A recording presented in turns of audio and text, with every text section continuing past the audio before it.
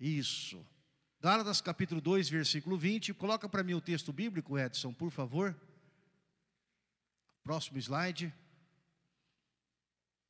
Lá. Olha, veja o que diz a palavra do Senhor lá. Vamos ler todos juntos, queridos? Vamos lá? Fui crucificado com Cristo, assim já não sou eu quem vive, mas Cristo vive em mim.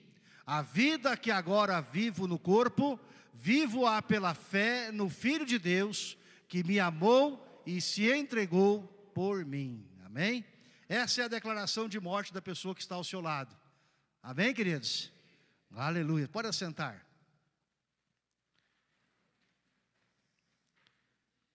Meus amados, pegando lá o boletim, que quero que você pegue no boletim na tua mão, porque eu escrevi algumas coisas aqui que vão fazer parte da ministração de hoje. Na primeira parte ali, onde ele fala de avivamento verdadeiro, nós vamos ver que existe hoje muito animamento. Fala-se muito em avivamento, mas o que a igreja de Cristo está experimentando não é um verdadeiro avivamento. A igreja de Cristo nesses dias pode estar experimentando animamento. Qual é a diferença entre avivamento e animamento? É que o animamento é uma coisa produzida pelo homem. É um fogo passageiro, que como diz o nome, passa. E nós precisamos tomar cuidado para que este fogo, quando passe, não deixe nada. E fique apenas algo que aconteceu. Nós estamos vivendo, irmãos, muito animamento e pouco avivamento. E por que isso acontece? Nós estamos vivendo os tempos da pós-modernidade, onde tudo fica relativo, onde os absolutos não são mais colocados em prática. E nós vamos ver, irmãos, que a nossa relação com Deus, ela também vai indo para esse lado do relativo. Vai indo para o lado, tudo depende. Tudo depende, tudo depende, tudo depende. E nós precisamos, irmãos, se nós queremos um avivamento dos céus, nós precisamos voltar para aquilo que é a essência do que Deus fala aos nossos corações. Porque quando Deus lida conosco, Deus não lida com base no depende. Deus lida conosco na base daquilo que Ele é, nas suas firmes promessas para as nossas vidas, na sua palavra que declara quem nós somos, na sua palavra que declara o que o Senhor realmente fez por cada um de nós. Mas para a gente entender o que é o verdadeiro avivamento espiritual, eu coloquei ali que avivamento verdadeiro espiritual é uma intervenção de Deus no meio de uma sociedade, provocando um movimento de volta à comunhão com Ele. Se existe uma marca fundamental do avivamento, não é as pessoas pulando e falando em línguas. Pode até acontecer, e não há problema nenhum se acontecer isso. Não há problema algum se num determinado culto houver uma manifestação dos dons de língua ou de qualquer outro dom. A questão toda principal é que o avivamento verdadeiro, queridos, é marcado por uma experiência de volta à comunhão com Ele. É como se Deus estivesse nos fisgando novamente, Deus estivesse colocando sobre nós novamente o seu primeiro amor, a sua primeira grandeza, aquela chama diferente que Ele coloca em nós, e a partir deste momento nós fôssemos impulsionados a isso, e a gente não tivesse como dizer não para o Senhor. É algo que é imperioso sobre as nossas vidas, é algo que mesmo você não sabendo explicar o que é, você acaba fazendo, porque você está convencido de que Deus tem algo para fazer através de você. Portanto, avivamento verdadeiro é uma volta à comunhão com Ele. É caracterizado por um retorno ao temor do Senhor. Aliás, o temor do Senhor é o princípio da sabedoria. Se nós queremos, irmãos, experimentar mais de Deus, nós precisamos temer ao Senhor. Temer ao Senhor não é ter medo de Deus. Tem gente que tem medo de Deus. Tem gente que está na igreja porque tem medo de ir para o inferno. Mas a motivação para buscarmos ao Senhor não é o medo de ir para o inferno, é a possibilidade de passarmos a eternidade na glória com Ele, amém, queridos? A palavra do Senhor é muito mais positiva quando nós enfocamos a graça, do que quando nós enfocamos o problema da perda e da separação. Então é caracterizada por um retorno ao temor do Senhor, seguido de uma confissão de pecados. E o que é uma confissão de pecados, queridos? É aquilo que nós somos capazes de nos apresentar diante de Deus, não apenas pela minha vida, mas também pela minha sociedade, por aquilo que eu estou vivendo. Se você for ler as orações de Neemias, se você for ler as orações de Daniel, e as orações de outros servos de Deus na palavra de Deus, Eles nunca vão dizer assim: Senhor, a irmã Maria pecou, o irmão Joãozinho pecou, o fulano de tal pecou. Eles dizem: nós pecamos. A convicção de pecados é algo tão profunda na mente e no coração de uma pessoa tocada por Deus, que mesmo ele não tendo aquele pecado, ele vai se incluir juntamente com o povo naquele pecado. O pecado, irmãos, é um problema sério, porque o pecado faz a nossa separação entre nós e o nosso Deus. A palavra do Senhor diz lá em Isaías, no capítulo 59, versículos 1 e 2, que o braço do Senhor não está encurtado, o seu ouvido não está tapado, não está agravado, mas que os nossos pecados fazem separação entre nós e o nosso Deus, de modo que Ele não nos ouve. É como se nós, quando pecássemos, abríssemos uma janelinha, alguma coisa que nos impedisse de ver a presença do Senhor. Por isso, irmãos, o pecado é uma coisa séria. Pode ser que aquele irmão, ou eu, ou você, não tenha pecado que o seu irmão tenha pecado, não tenha o mesmo pecado que ele tenha pecado. No entanto, o Senhor colocou-nos para caminhar numa comunidade. E nós, como comunidade, irmãos, nós somos afetados pelos pecados uns dos outros. Se na nossa comunidade nós não sabemos lidar com algumas questões e nós venhamos a pecar por isso, isso será demandado das nossas vidas. Então, quando vem um avivamento, uma das primeiras coisas é esse sentimento, essa volta, essa confissão de pecados, onde nós nos apresentamos diante do Senhor e nós reconhecemos que nós estamos fora do plano e do propósito do Senhor. Também uma marca do avivamento, queridos, é o conserto nos relacionamentos. Não é possível você querer passar a eternidade nos céus, se você aqui na terra não quer ter comunhão com pessoas. E pessoas que não são perfeitas, pessoas que têm manias, pessoas que têm hábitos, atitudes, que ainda estão sendo aperfeiçoados. Eu gosto muito de Filipenses 1,6. Quem lembra aí o que diz Filipenses 1,6? Quem lhe diz aí? Vamos lá. Aquele que em vós começou uma boa obra, há de completá-la até o dia do Senhor Jesus, até o dia final. Aquele que em vós começou uma boa obra, há de completá-la até o dia final. Isso mostra, irmãos, o quanto Deus está trabalhando sobre as nossas vidas.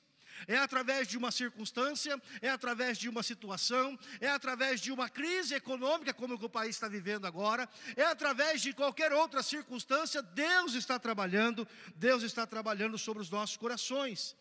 Mas uma coisa que Deus quer é que nós consertemos relacionamentos quebrados. Irmãos, toda vez que nós quebramos relacionamentos na igreja, nós impedimos o agir do Espírito Santo de Deus. É muito sério isso, quando existem pessoas na igreja que elas não têm prazer em estar umas com as outras. E aí isso fica impedindo a ação do Espírito Santo de Deus. Então o conserto dos relacionamentos é fundamental para que Deus possa agir na sua vida, na sua casa.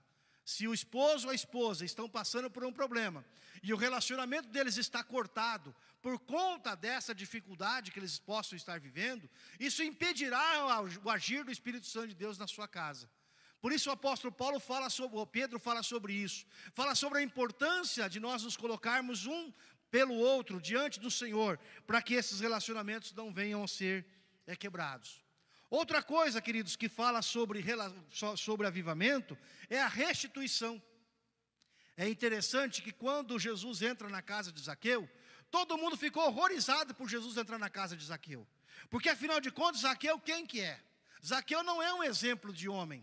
Zaqueu não é um exemplo de homem cristão. Ao contrário, Zaqueu é uma péssima pessoa. Zaqueu é um pecador de marca maior. Zaqueu é um cara fraudador.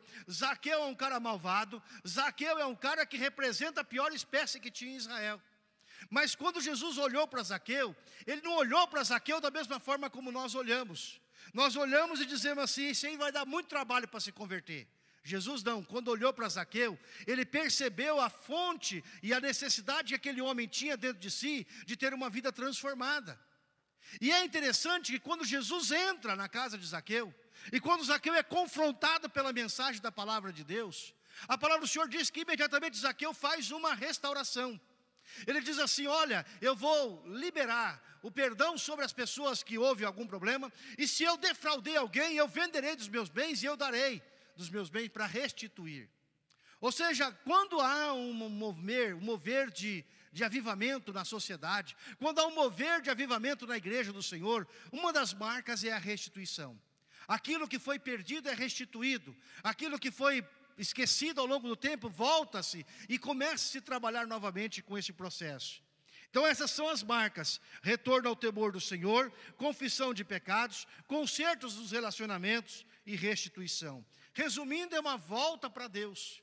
O que Deus está desejoso nesses dias, irmãos, é de ter um povo que o reconheça como o único Senhor, como seu único Salvador. Aliás, esse é o projeto original de Deus. O projeto de Deus não é ter um povo para ter massa de manobra, não é ter um povo para poder usar nas guerras. O projeto de Deus, irmãos, é ter um povo para que reconheça que Ele é Senhor. É ter um povo que lhe obedece. O projeto de Deus é ter um povo que reconheça que Ele é o único Deus, Ele é o único Senhor sobre as suas vidas. Esse é o projeto de Deus.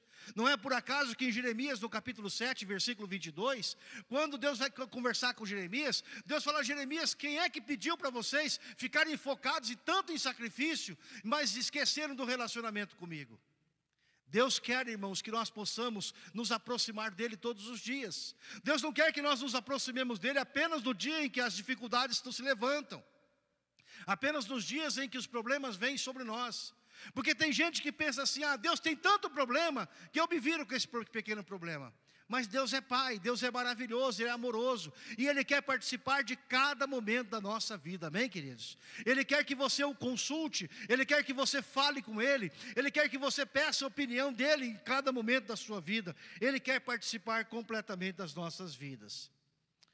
Depois eu falo ali, irmãos, que nós estamos vivendo uma época de crise. E é verdade, irmãos, crise é um problema sério. Mas a crise, irmãos, é um problema, ao mesmo tempo, ela é uma oportunidade para a manifestação do poder de Deus. Se existe crise de um lado, com certeza existe oportunidade. Eu não sei como você está vivendo nesses dias, porque ainda não conheço bem a realidade da igreja. Mas uma coisa eu sei, irmãos: aonde você está passando por luta e dificuldade, é uma oportunidade para a manifestação do poder de Deus. Deus está desejoso, queridos, de derramar a sua graça, o seu amor sobre nós. Então, irmãos, neste momento que a sociedade está em crise, e não é a sociedade brasileira, é a sociedade mundial, os valores do reino de Deus estão sendo colocados em crise. E nós estamos assistindo todos os dias. Hoje pela manhã, entraram num lugar lá em Bangladesh e soltaram bombas lá e mataram 20 e poucas pessoas. E todos os dias nós estamos assistindo isso agora. Isso é uma crise da nossa sociedade, onde os valores da vida se deturparam a tal ponto que a vida não vale absolutamente nada. Nessa sociedade, irmãos, nós somos chamados a ser sal e somos chamados a ser luz. E nós somos chamados a participar ativamente desse processo. A nossa pátria está sofrendo, o nosso país está sofrendo, e nós, como povo de Deus, nós não podemos nos conformar. Nós não podemos nos acomodar e achar que é assim mesmo, que nós não podemos fazer nada. Porque nós somos cidadãos dos céus nessa terra, mas nós somos chamados a ser sal e luz nessa terra. E a palavra do Senhor espera, irmãos, que nós possamos clamar, que nós possamos interagir, que nós possamos usar aquilo que o Senhor já colocou sobre nós, para que nós possamos fazer a diferença. Porém, irmãos, então sempre essa crise vai ser uma oportunidade de avivamento espiritual. Eu coloquei uma frase de Richard Owen aí, que diz o seguinte: a igreja é um gigante adormecido. Quando eu era militante comunista, a gente tinha uma frase que a gente gostava de usar, que a gente dizia o seguinte: que se o boi soubesse a força que tem, não morria com a paulada na cabeça. Se o boi soubesse a força que ele tem, ele não morria com uma marretadinha pequena na cabeça. Nós crentes, irmãos, nós não fazemos mais, porque nós não conhecemos o nosso Deus. A palavra do Senhor diz assim: o povo que conhece o seu Deus, se levantará e fará proezas, amém, queridos? Tudo depende da nossa relação de conhecer a Deus. Se nós não conhecemos a Deus, nós vamos passar por este mundo e nós vamos sofrer as lutas, as adversidades, tendo um Deus que pode todas as coisas, mas que não faz, porque nós não acionamos a Deus. Nós não sabemos o direito que nós temos no reino dos céus, não usamos o direito de filhos de Deus, e por conta disso a sociedade toda sofre. Portanto, a igreja, como diz o Richard, é um gigante adormecido. Mas quando o avivamento vem, não só o gigante se agita e acorda, mas se move com poder dinâmico e impacto glorioso. Imagine a totalidade do corpo de Cristo se movendo em toda a terra, com um propósito unificado e o poder do Espírito Santo. Libere este poder transformador contra as forças do pecado e do mal na sua comunidade. Isto é avivamento. Irmãos, não se combate pecado com decreto-lei. Não se combate pecado com escola. A faculdade, a escola onde a gente estuda, não vai nos ensinar a combater pecado. Para a gente poder combater pecado, nós precisamos de uma vida santificada completamente ao Senhor. Nós precisamos colocar diante do altar do Senhor a nossa vida e entregar para Ele a única coisa que interessa para o Senhor, é a nossa vida de adoração. Nós não vivemos, queridos, para fazer força, mão de obra de trabalho. Nós não vivemos porque nós temos que dar uma oferta na igreja. O sentido de estarmos aqui é passarmos a eternidade com o Senhor, mas para isso nós precisamos ser trabalhados pelo Senhor. Nós precisamos entender que para Deus o maior valor não é aquilo que está fora de nós, mas é aquilo que está dentro. Qual é o lugar que o Senhor ocupa no meu coração? Qual é o lugar que o Senhor ocupa nos meus pensamentos? Qual é o lugar que o Senhor ocupa nas minhas prioridades? Se o Senhor não for o primeiro na minha vida, Ele não é segundo. Um dos grandes problemas nossos é que nós tentamos conciliar todas as coisas e nós achamos que é possível conciliar e deixar uma partezinha para que Deus tome conta nos dias em que nós achamos que dá para tomar. Nós, irmãos, nós temos uma grande dificuldade de renunciar a isso que está aqui na capa deste livro. Na capa desse livro existe uma palavra chamada eu, que precisa estar crucificada. E essa é a grande dificuldade nossa, porque nós não queremos ir para a cruz. Nós não queremos que o nosso eu seja crucificado. Nós queremos fazer a nossa vontade. Se você perguntar para algum irmão por que não veio na igreja hoje, ele vai dizer, porque eu não estava com vontade. Não estava com vontade? Eu não tenho direito de ter vontade? Tem ou não tem direito de ter vontade? Se você entregou a sua vida para Cristo, você tem direito de ter vontade ou não? O que vocês acham?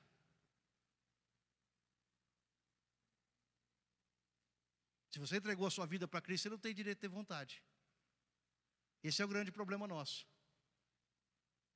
Porque a minha vontade não pode prevalecer sobre a vontade do Senhor.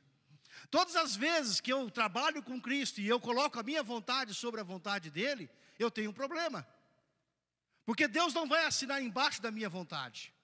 Ele pode até permitir fazer a minha vontade, mas Ele não vai assinar embaixo. Por isso nós precisamos entender o que é seguir a Cristo. A palavra do Senhor diz, aquele que quer deseja seguir-me, aquele que deseja ser meu discípulo, deve negar-se a si mesmo, tomar a sua cruz e seguir-me. Não é possível seguir a Jesus deixando eu vivo. Não é possível seguir a Jesus fazendo a minha vontade. Não é possível seguir a Jesus fazendo só o que me interessa. Eu preciso ser capaz de fazer aquilo que o Senhor espera de mim. Esse é um dos grandes problemas e meus irmãos, o maior problema que nós temos que lidar na nossa vida cristã. Nosso maior problema não é o diabo. O diabo já foi derrotado na cruz do Calvário. O diabo não pode operar sobre as nossas vidas, a não ser que nós demos legalidade. Mas todas as vezes que nós colocamos o nosso eu acima da palavra de Deus, todas as vezes que nós desobedecemos a palavra de Deus, o diabo ganha autoridade sobre nós.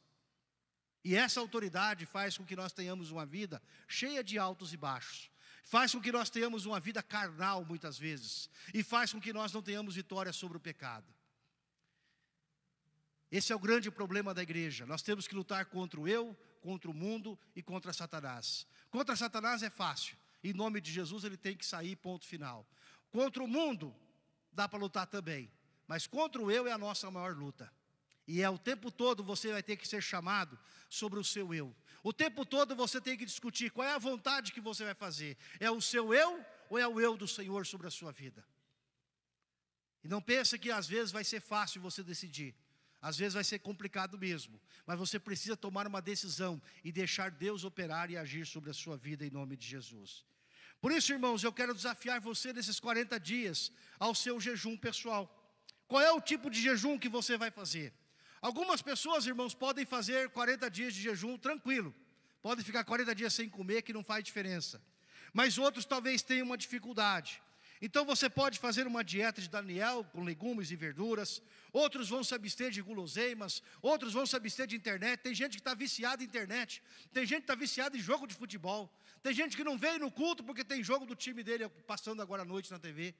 Então você vai identificar o que está te prendendo. E eu quero que você se solte nessas coisas. E você não deixe que nada venha impedir você.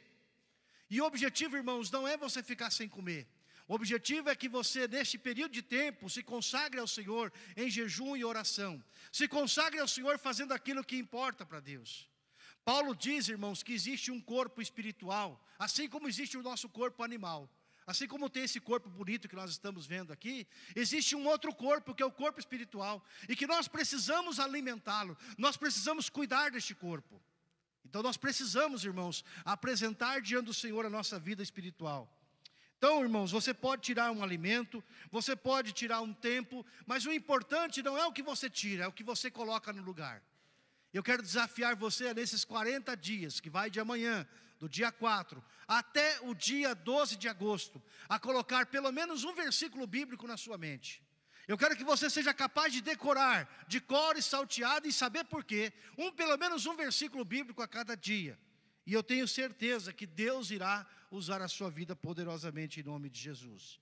O pastor Edson Queiroz recomenda jejum de televisão, porque nesses tempos, irmãos, o maior ladrão de tempo da nossa vida é a televisão.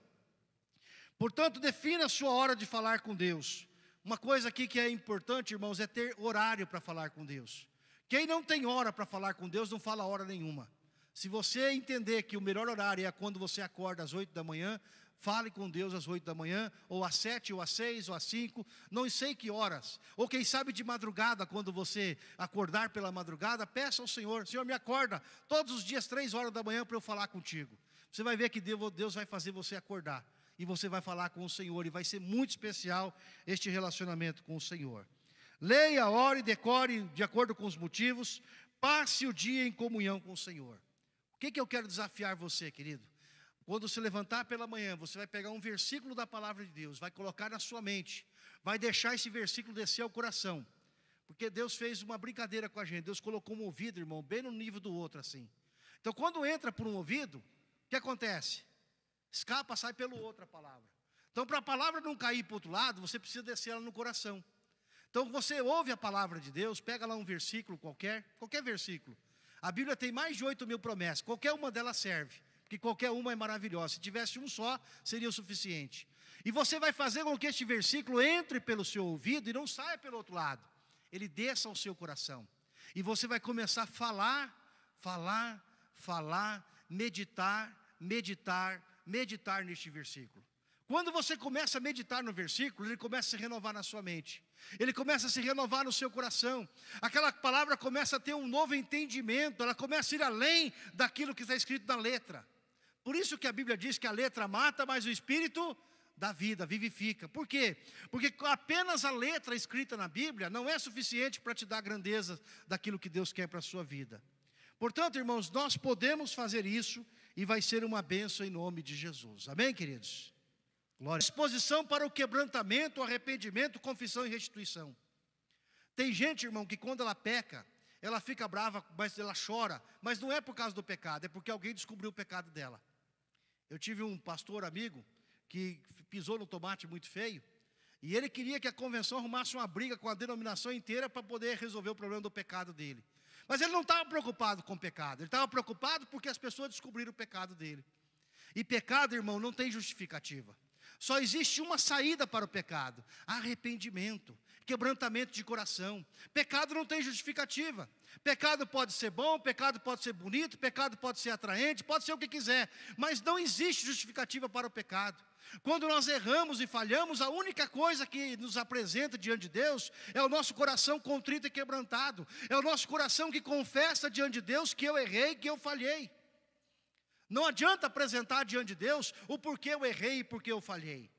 Por isso é importante que Deus opere sobre as nossas vidas. Também ele fala que é uma alegre experiência do poder do sangue de Jesus para nos limpar completamente do pecado. Irmãos, o que existem de pessoas caminhando a vida cristã com peso do pecado sobre as suas mentes. Pessoas que estão vivendo à margem da igreja do Senhor com peso de pecado sobre as suas vidas. Passam 10, 12, 15, 20 anos achando que estão fazendo tudo errado, quando na verdade não estão.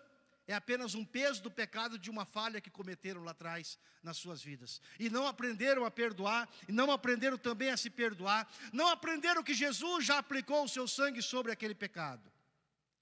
Uma nova compreensão da plenitude do Espírito Santo e do seu poder de realizar a sua própria obra através do seu povo. Irmãos, quem faz a obra é o Espírito Santo de Deus, amém, queridos? O problema nosso é que nós queremos dar o nosso pitaco. Nós queremos fazer do nosso jeito. E aí nós criamos lutas e problemas, porque nós nos achamos nos direitos de dar o nosso palpite e achar como tem que ser feito. Se a igreja orasse mais e apontasse menos, se a igreja operasse mais no poder do Espírito Santo, nós não teríamos os problemas que nós como igreja temos no país. Então a oração fundamental é de compreender que quem faz a obra é o Espírito Santo de Deus e não somos nós. Não pensa você que nos 20 anos que eu fiquei afastado dos caminhos do Senhor, ninguém falou para mim do Senhor. Muito ao contrário. Eu ia num enterro, lá alguém falava, olha, Jesus está voltando. E falava e falava. Como é que vai ser a sua vida? Como é que vai ser o seu último dia? Como é que será o dia da sua morte, o seu encontro com Jesus? Está preparado para encontrar Jesus? Todo mundo falava. Nesses 20 anos todo mundo falou. Mas no dia que o Espírito Santo falou de uma forma ímpar, diferente, a dia que o Espírito Santo disse, olha, Elton, a partir de hoje não tem mais. Ou é tudo ou nada, ou vai ou racha. Ou você se entrega ou você não serve. Ou você se entrega no meu altar e deixa eu usar. Ou então não serve e a partir de agora eu estou fora disso. Aí você entende. Então, irmãos, nós precisamos clamar para que o Espírito Santo de Deus faça. O problema nosso é que nós queremos fazer no lugar do Espírito Santo de Deus. Se eu disser para uma pessoa, não faça isso, a pessoa vai brigar comigo. Mas se o Espírito Santo dizer, não faça, ela vai entender. Não está dizendo para fazer. Então, irmãos, nós precisamos compreender a essência. E a essência, irmãos, do avivamento espiritual é Jesus vivendo através de nós. Olha que coisa maravilhosa. O Rei, Senhor Todo-Poderoso, se prontificou a viver a sua vida através de nós. Jesus não pede que você se transforme para viver uma vida diferente. Ele diz assim, ó, apenas deixe eu viver dentro de você. A proposta do cristianismo é Jesus vivendo dentro de nós. Não é maravilhoso isso, queridos? É você não ter que fazer força para viver.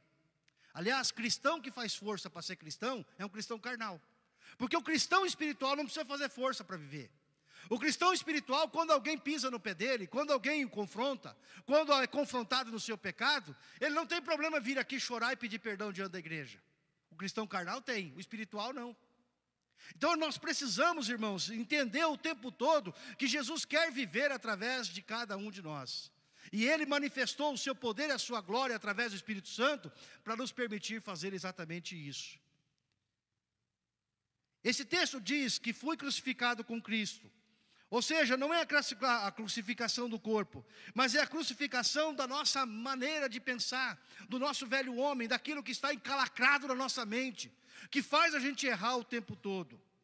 Devemos nos considerar como mortos para o pecado, mortos para o mundo e para o diabo, e para os costumes do velho homem. De vez em quando, a gente se pega com algumas coisas do velho homem, e a gente precisa repreender em nome de Jesus. Porque o velho homem não tem mais domínio sobre nós, o pecado não pode mais ter domínio. E se alguma coisa pode querer dominar a nossa mente, o nosso pensamento, tal coisa não é de Deus. Ele fala ainda que Cristo vive em mim. Ou seja, não há como viver o cristianismo pelos nossos próprios esforços. A única forma de viver o cristianismo é por Cristo operando sobre as nossas vidas. Este é o propósito de Deus, irmãos, que nós sejamos semelhantes a Cristo. Lá em Romanos, no capítulo 8, versículo 29, a palavra do Senhor diz assim, pois aqueles que de antemão conheceu, também os predestinou para serem conforme a imagem do seu Filho, a fim de que ele seja o primogênito ou o primeiro entre muitos irmãos. Esse é o propósito de Deus. Deus levantou, irmãos, uma nova raça. Deus levantou uma nova criação através de Cristo Jesus. Ele é o primeiro dessa nova criação. E nós fazemos parte dessa nova criação, amém, queridos? Nós éramos o velho homem, agora somos novas criaturas. E a palavra do Senhor diz em 2 Coríntios 5,17, quem está em Cristo, nova criatura é, as coisas velhas se passaram, e eis que tudo se faz novo, amém, queridos? Deus quer que sejamos conforme a sua imagem do seu Filho, e fica claro que esta não é a imagem física, mas uma imagem espiritual. Deus tem um padrão de comparação. Quando Ele compara a mim, Ele não compara com outro irmão da igreja, Ele compara com Cristo. O padrão de Deus é sempre o padrão perfeito, não é o padrão imperfeito.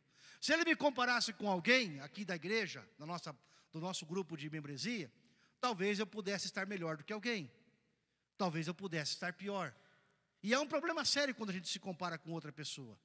Toda vez que nós nos comparamos com outra pessoa, nós corremos o risco de dois pecados, ou o pecado do orgulho, ou o pecado da autocomiseração. Se nós nos comparamos com alguém que nós achamos que é melhor do que nós começamos a ter um pecado de autocomiseração. Eu não presto, eu não sirvo, eu não sei, não tenho condição, não tenho capacidade, Deus não faz nada através de mim, e nós ficamos assim. Quando você se compara com alguém e você se acha melhor do que essa outra pessoa, você corre no pecado do orgulho, e é um grande problema para a nossa vida também. Então Deus não quer que nós nos comparemos com ninguém. Deus quer que nós nos comparemos com Cristo. Ele é o perfeito. Ele é aquele que nós precisamos buscar como essência. Ele é a imagem perfeita, visível de Deus. É assim que Deus está trabalhando em nossas vidas. Amém, queridos? Às vezes nós ficamos olhando, procurando perfeição nas pessoas. Não procure perfeição nas pessoas. Procure perfeição em Cristo. É bem verdade que o fato de não procurarmos perfeição na pessoa não quer dizer que você vai viver de qualquer jeito. Não. Você precisa ir de glória em glória, de fé em fé, de poder em poder. Você precisa ir vivendo cada dia melhor do que você passou. O dia de hoje tem que ser melhor que o dia de ontem. Os pecados que hoje a gente possa estar cometendo, não pode ser o mesmo pecado que cometia 30 anos atrás. A gente precisa ser trabalhado diariamente pelo Senhor. Até chegar o momento em que nós estamos sendo aperfeiçoados completamente por Cristo. Portanto, irmãos, o nosso velho homem já foi crucificado, Cristo já vive em nós, e então isso nos capacita a viver a vida cristã, imitando completamente Cristo em nosso viver. Tem um filme interessante que eu recomendo que vocês assistam em seus passos o que faria Jesus, em meus passos o que faria Jesus, alguma coisa assim. O que Jesus faria se ele tivesse que tomar a sua decisão, que você vai ter que tomar na quarta-feira, às 9 horas da manhã? Se você tiver que tomar uma decisão na sexta-feira, às 15 horas, que decisão que Jesus tomaria se ele estivesse no teu lugar? E você tem essa presença maravilhosa de Jesus dentro de você. E você deve buscar essa presença. E deve buscar a direção dele para isso. Portanto, irmãos, nós somos chamados a viver uma vida diferente. Nós somos já chamados a viver uma vida pela fé em Cristo. Ele diz lá, e essa vida que agora vivo, vivo pela fé. Não há outra possibilidade de agradar a Deus senão pela fé. Não há. Talvez alguns gostariam que tivesse uma outra possibilidade. Porque daí alguém poderia comprar. Porque daí alguém poderia fazer uma performance e conseguir agradar a Deus. Mas não existe nenhuma condição, queridos, de agradar a Deus a não ser pela fé. Se você não se dispuser a usar a fé, se você não dispuser a andar no sobrenatural, você não pode agradar a Deus. Para finalizar esse texto, diz que agora, a vida que agora vivo no corpo, vivo pela fé no Filho de Deus que me amou e se entregou por mim. Então a única forma de termos essa vida crucificada com Cristo é vivermos como Ele viveu, pela fé. Jesus enfrentou os mesmos problemas que você tem que enfrentar. Como é que vai dar comida para os seus filhos? Como é que vai fazer as portas se abrirem? Como é que vai fazer as coisas acontecerem? Os mesmos problemas que nós todos enfrentamos no nosso dia a dia, Jesus veio a este mundo e se dispôs a enfrentar. Jesus se desceu da sua glória, esvaziou-se de todo o seu poder, veio viver neste mundo como um homem comum, com as mesmas dores e limitações que eu e você temos, tendo que suportar o mesmo fardo do peso da vida nessa terra. Mas Ele venceu este mundo, queridos, e Ele venceu este mundo pela fé. E Ele deixa a mim e a você um legado, para nós entendermos que este poder que Ele colocou sobre nós, está à nossa disposição, para que nós possamos depender dEle. Qual é a fé que agrada a Deus, querido? A fé que agrada a Deus é aquela que vai evidenciar sempre a nossa dependência de Deus. Eu não sei como, eu não sei de que jeito, mas eu sei que Deus pode. Quando você se entrega completamente nas mãos do Senhor, para que Ele opere sobre a sua vida, Deus vai fazer grandes coisas através de você, em nome de Jesus. Deus não pode operar num coração que não depende dEle. Se você acha que você pode com a sua força, Deus não vai fazer. Esse é o grande segredo que Moisés aprendeu. Durante 40 anos Moisés vai para o deserto de Midian, e ele vai lá para aprender exatamente isso. Ele vai aprender que ele achava que era alguém, e descobre que é um ninguém. E depois ele passa 40 anos, onde Deus usa a vida de um ninguém, para mostrar o que Deus pode fazer quando um ninguém é completamente submisso a Ele. Moisés tem um problema sério. Moisés acha que pela capacidade dele, ele pode ir lá resolver o problema do povo. Ele se esquece que ele tem um Deus. Ele se esquece que há um Deus que julga todas as coisas. E ele vai e se intromete numa história qualquer lá, tem um grande problema e depois ele tem que fugir durante 40 anos. Ele vai viver fugindo do seu passado, da sua vida. até o dia que o Senhor o encontra em Midian. E aí ele vai entender a importância de viver pela fé. Não espere as coisas acontecerem para você dar o passo de fé. Na sua vida, no seu dia a dia, amanhã, você vai ter que dar passos de fé. Você vai ter que tomar decisões quando você não vê o resultado. Você vai ter que tomar decisões na sua vida que talvez seja um contrassenso à história deste mundo. Mas isso é fé que agrada a Deus. O que agrada a Deus, irmãos, é quando nós nos inteiramos completamente nele. E quando nós dizemos, Senhor, se o Senhor não entrar com a tua providência, se o Senhor não entrar com o teu agir, o teu mover, eu não sei o que nós faremos. E não há outro recurso, não há outra situação, não há outro meio. Portanto, irmãos, a fé é fundamental. Ela vai eliminar o impossível. Ela vai eliminar nossas desculpas de não conseguirmos ter esta qualidade de vida cristã. O que agrada ao Senhor é a fé. E Deus quer levantar você nesses 40 dias para uma caminhada de fé.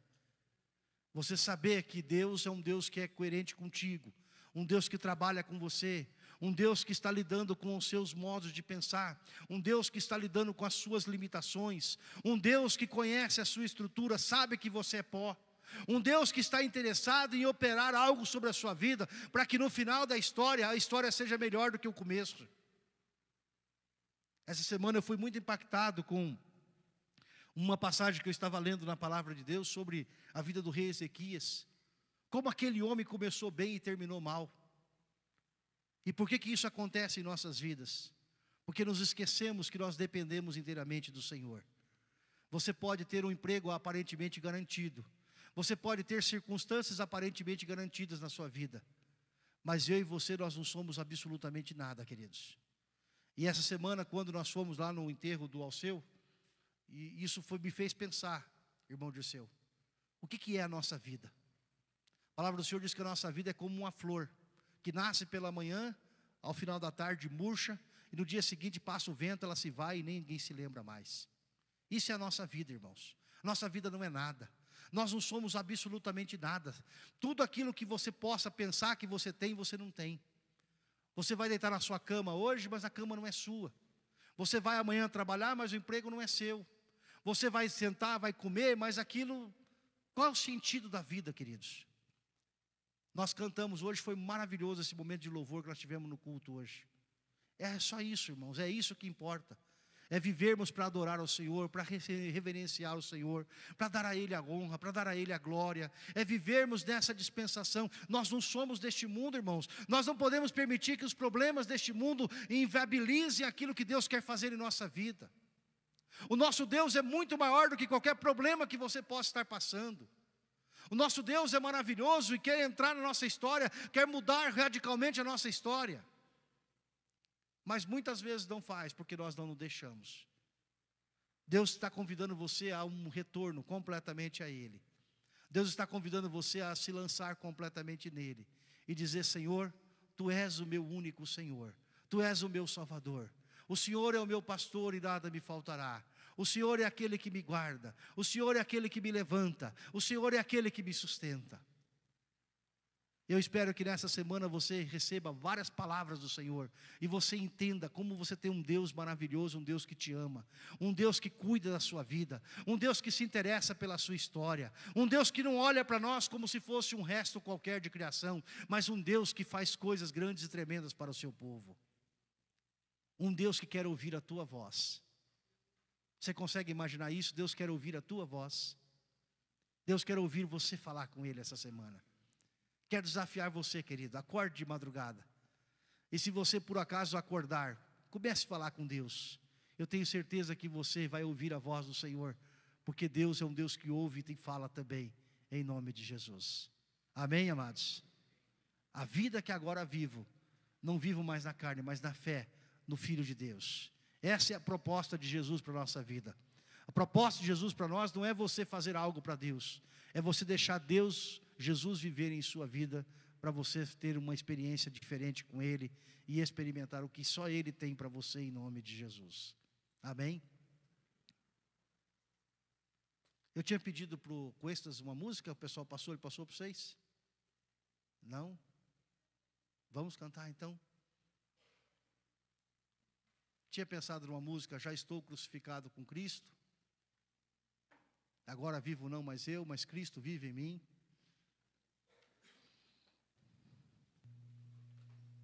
Sabe, irmãos, Deus não quer super crente.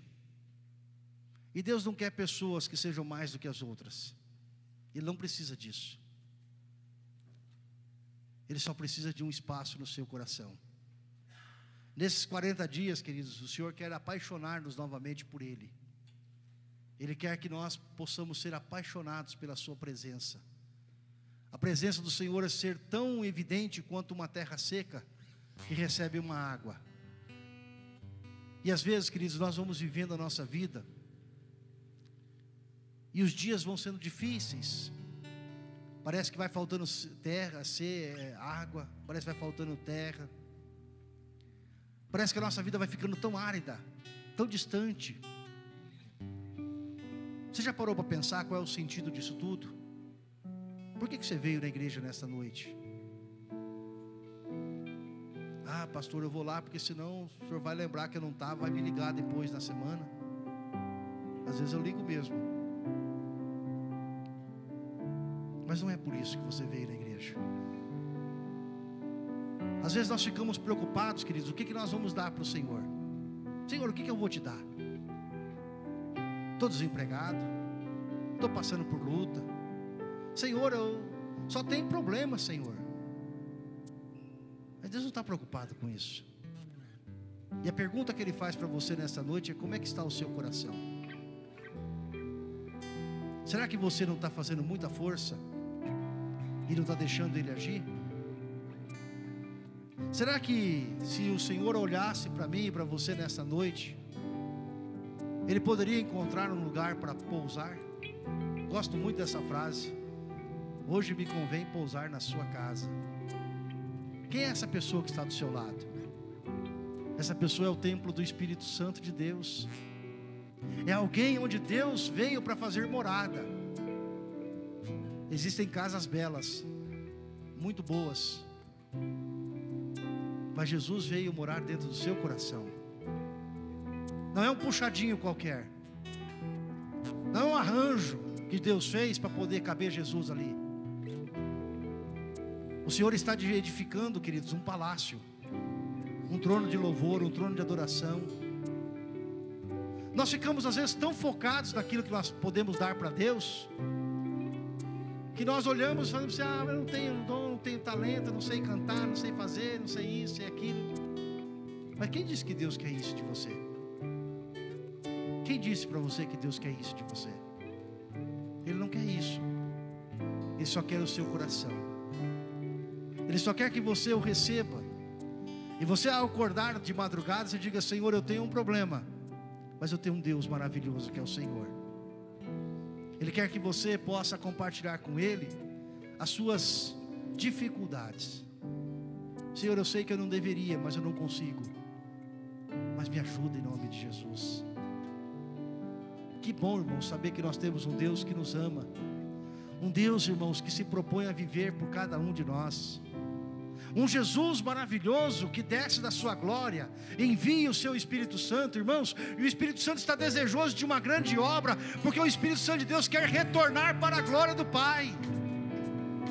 E o Espírito Santo de Deus não pode retornar porque não há igreja pronta para ser levada. Há uns 15 anos atrás, eu li um livro do pastor Eliezer que dizia assim: o Espírito Santo quer ir embora, e agora? O Espírito Santo de Deus quer ir embora, irmão. Ele quer fechar a conta desse mundo. Ele quer resolver logo esse problema. Mas e agora? Leonard Ravenhill, um dos grandes homens do século passado, escreveu: por que tarda o avivamento? Por que tarda a volta do Senhor? Jesus não voltará enquanto nossos corações não estiverem prontos. Nós precisamos entender do que nós somos feitos, queridos. Nós precisamos compreender a essência da nossa vida espiritual. E quando nós entendemos isso, o Senhor nos usa poderosamente. Não há limites, não há incapacidade diante de Deus para nos usar. Nós achamos que nós somos um corpo, querido, mas nós não somos isso. Nós andamos aí, somos um autônomo, mas não é isso. Na hora que tiver o caixão, vai estar dentro daquele caixão um resto mortal. Vai passar 3, 4 semanas, aquilo começa a decompor, não vira nada, vai voltar ao pó, é só pó. Mas essa pessoa que está ao seu lado aí não é apenas um resto mortal. Essa pessoa que está ao seu lado é algo criado por Deus. Essa pessoa que está ao seu lado é alguém preparado por Deus para passar a eternidade com Ele, querido. A nossa vida é muito mais ampla, o nosso destino é muito maior, a perspectiva é muito grande para as nossas vidas. E o Senhor quer nos convidar neste tempo a nos movermos no sobrenatural. Tire os seus olhos dos problemas, tire os seus olhos das questões materiais. Pastor, então vou viver a partir de hoje sem lembrar de nada. Não, você vai lembrar. Só que você vai lembrar do problema e vai lembrar que você tem um Deus que pode todas as coisas. Que a limitação que você vive não é a limitação do seu Deus. Que o problema que você está tentando resolver e não consegue achar, não é uma dificuldade que Deus não possa resolver. E você vai deixar que Deus opere sobre a sua vida. Deixe Deus operar. Deixe Deus agir sobre o seu coração. Deixe Cristo viver em sua vida em nome de Jesus. Quero convidar você a ficar em pé.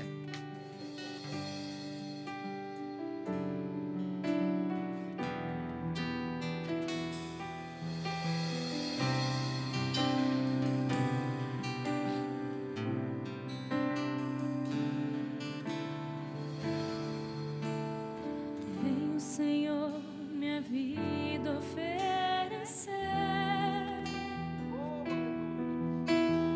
como oferta de amor e sacrifício.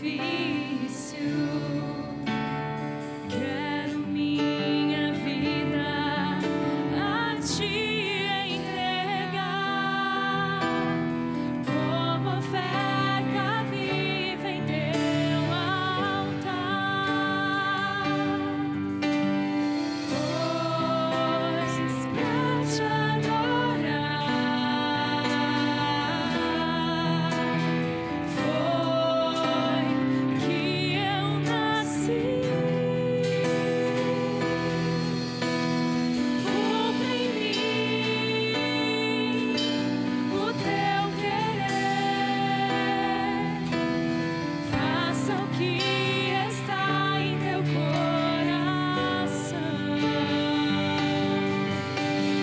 e que a cada dia eu quero mais e mais estar ao Teu lado, estar ao Teu lado, estar ao Teu lado, Senhor. Quero convidar você a cantar. Abra sua boca, cante esse hino com bastante força, querido, com bastante alegria.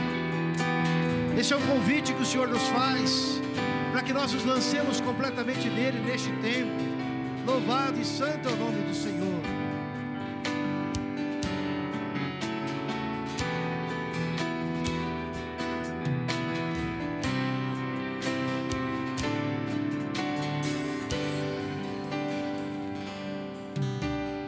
Vem o Senhor minha vida oferecer Coloque as suas mãos para o Senhor.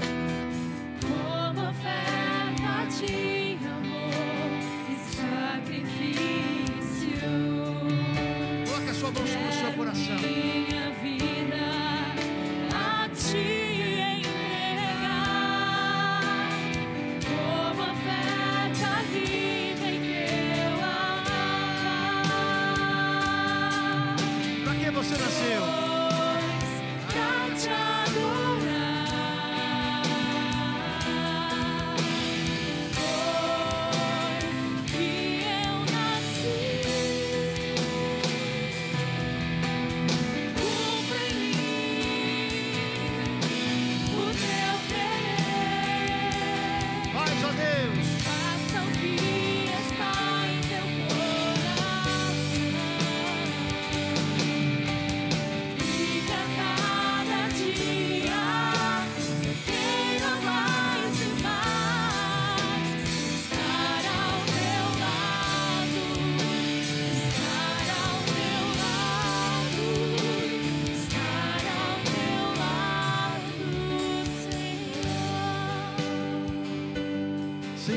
cantamos nesta hora, Pai, este louvor.